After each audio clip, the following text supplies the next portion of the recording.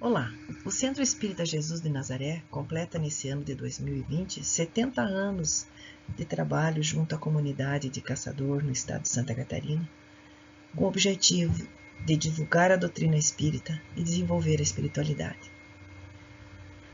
Às segundas-feiras à noite acontece palestra pública e que no momento, em função da quarentena, nós estamos fazendo essas reflexões online.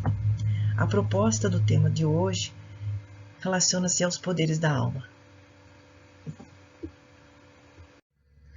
O reconhecimento de que somos espíritos imortais e que a alma possui poderes e faculdades que extrapolam a visão que nós temos relacionada ao corpo físico, à matéria, nos faz retornar à cena de quando as mulheres, Maria de Magdala, Joana, Maria, mãe de Tiago e outras mulheres, buscam o sepulcro com o intuito de levar óleos essenciais e perfumar as vestes, a mortalha do Cristo, e encontram a pedra afastada do sepulcro e a informação de dois homens ali presentes perguntando: por que procurais entre os mortos aquele que vive? Não está aqui, mas se levantou. Essa narrativa de Lucas reflete a ideia do dormir, a morte, do levantar, a vida, de que o Cristo não estava mais presente no corpo físico.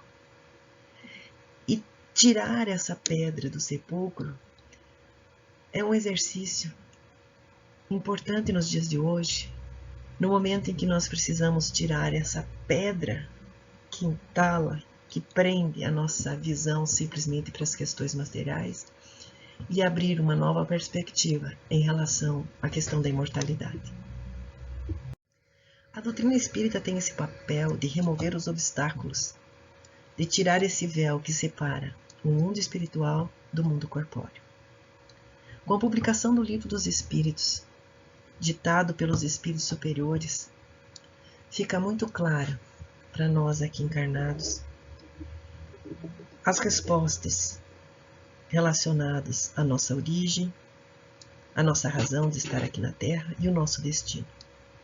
O Livro dos Espíritos é dividido didaticamente em 4 partes. Na primeira parte, trata das causas primárias. É apresentado Deus como uma inteligência suprema, criador de tudo que existe, infinitamente bom, justo, um pai que tudo provê aos seus filhos. É possível, nessa parte, estudar a origem da matéria e a origem, a gênese do espírito. A segunda parte, a partir da qual é desenvolvida a tese relacionada ao espírito, nós vamos encontrar detalhes do mundo espírita ou do mundo dos espíritos. E é nessa parte, após estabelecido a ideia da imortalidade, vamos entender no capítulo relacionado à emancipação da alma os poderes que o espírito apresenta, mesmo cerceado pelo esse corpo físico, com tantas limitações. A terceira parte trata das leis morais.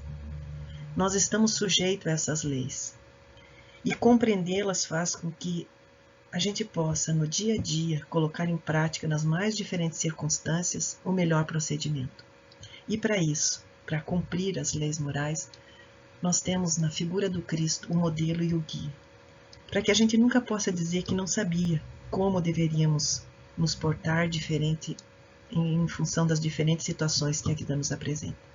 E a quarta parte trata das experiências e consolações, porque somos espíritos imortais. Vivemos aqui na Terra essa escola abençoada que nos apresenta diferentes tarefas no dia a dia, desafios, nos chama ao crescimento.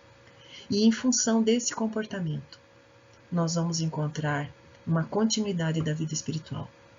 Em relação à vida moral, nada muda após a morte. Continuamos sendo o que nós sempre fomos nesse processo. Sempre fomos até esse momento. E haverá consolações, haverá esperanças, sempre, mesmo que nós possamos trazer em nossa intimidade a consciência de erros e de más condutas, Mas esse Pai amoroso e bom sempre nos dá uma oportunidade do recomeço. Então a doutrina espírita é essencialmente uma fala sobre o recomeçar, sobre novas oportunidades, sobre evolução e principalmente de todas as possibilidades que esse Pai amoroso e bom nos dá para que possamos transpor os obstáculos da evolução. A emancipação da alma trata do desprendimento dos laços materiais.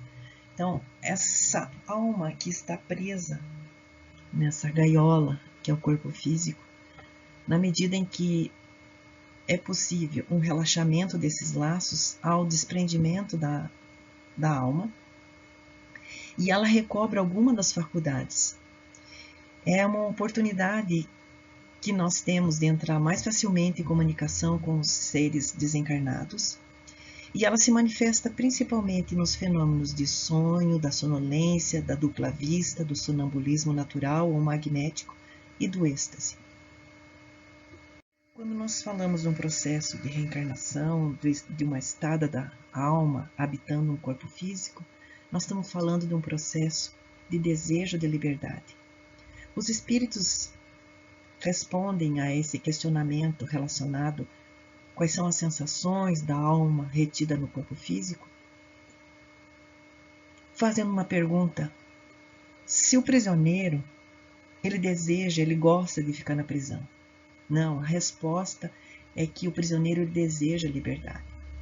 Quanto mais grosseiro é esse envoltório, maior é o desejo dessa libertação.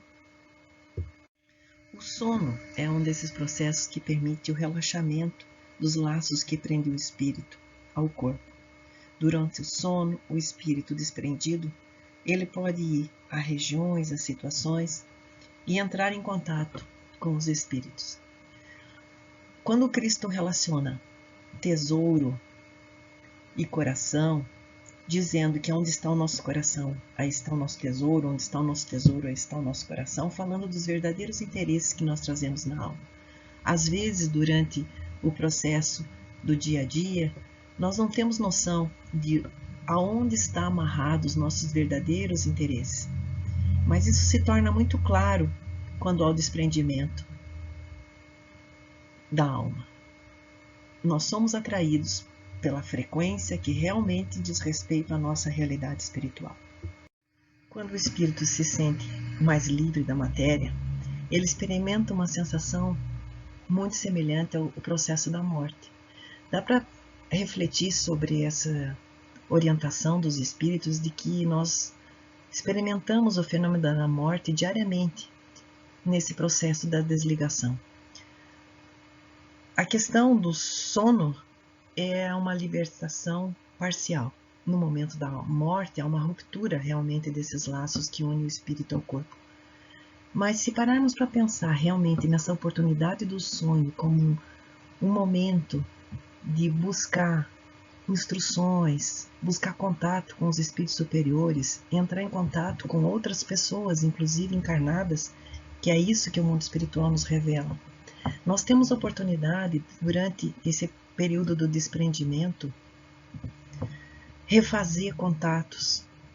A experiência do perdão é uma experiência muito sutil. Quando nós temos dificuldades com alguém e nós experienciamos nesse processo do sono, o exercício do diálogo, a busca, porque esse é o nosso tesouro. Dentro do coração tem vontade de reconciliação. As almas podem ser atraídas para esse diálogo e ao retorno à vida corpórea, às situações do dia a dia, nós estamos com muito mais possibilidades dos acertos, dos ajustes favoráveis. Quando nós pensamos que nesse relacionamento do desprendimento no mundo espiritual, os espíritos têm a possibilidade de nos inspirar atitudes melhores. Nós podemos acordar e não lembrar do sonho, não lembrar do que aconteceu durante esse processo do sono, mas o sonho reflete as emoções dessas interligações. Quando nós temos uma dificuldade, um problema difícil de ser solucionado, nesse momento do desprendimento e do sonho, nós podemos estar em contato com os espíritos superiores. Nós encontramos no livro Vereda Familiar ditado pelo espírito Teresa de Brito, momentos muito interessantes que ela vai relatando quando, nesse trabalho orientado pelo mundo espiritual, são feitos diálogos com os encarnados com o interesse de resolver questões familiares. Todo o livro trata disso, de pontos importantes do dia a dia da vida da família e que são orientações dadas aos encarnados que, ao desdobrarem-se, ao saírem do corpo físico, essas almas buscam orientação. Então a escola ela continua no mundo espiritual, quando nós temos interesse em aprendizado. No mesmo livro, ela faz um relato sobre um momento em que ela tinha um abscesso, um problema sério na perna, e quando ela se recupera de um processo de pós-parto, e ela está em relaxamento, no repouso da cama, os espíritos superiores fazem esse auxílio e naturalmente ela recebe, por merecimento, essa cura. E aí nós vemos que múltiplas ações acontecem nesse período de desdobramento. Momentos que antecedem a prisão do Cristo, ele está em contato com os discípulos, pede que eles fiquem em oração e ele também se recolhe. Quando ele retorna, ele encontra os discípulos dormindo.